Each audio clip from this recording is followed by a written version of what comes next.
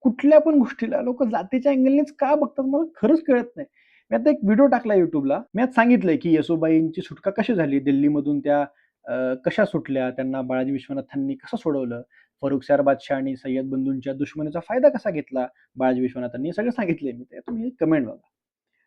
गप्प बस. ही चाल छत्रपती शाहू महाराजांची होती. त्यांनी ही चाल खेळून शंभू महाराजांचा बदला घेतला होता. आता ह्या व्हिडिओमध्ये मी कुठंच म्हणलेलं नाहीये, की शाहू महाराज याच्यामध्ये इन्व्हॉल्व्ड नव्हते. साहजिक आहे किंवा खूप कॉमन सेन्स आहे. मी याला रिप्लाय पण दिलाय.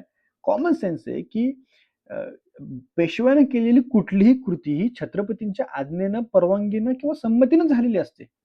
त्यामुळे या सगळ्यामध्ये शाहू महाराजांचं क्रेडिट नाहीये, असं मी काहीच म्हणलेलं नाहीये. पण मी फक्त यामध्ये पेशवा बाळाजी विश्वनाथांनी कसं सगळं मुत्सद्देगिरीनं केलं हे सगळं मी सांगितलंय. म्हणून यांना राग येतो. ते म्हणतात, की "नाही, नाही, नाही शाहू महाराजांनी केलं." अरे, शाहू महाराजांनी केलं किंवा बाळाजी विश्वनाथांनी केलं, ती काही वेगळी लोकं थोडीच आहेत.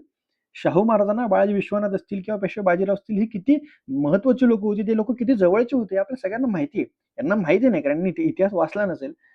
पण अवघड आहे म्हणजे फक्त एखाद्या व्हिडिओमध्ये पेशव्यांचं कौतुक केलं, गप्प बस. असं कसं काय बोललाय? काय लोकं आजकाल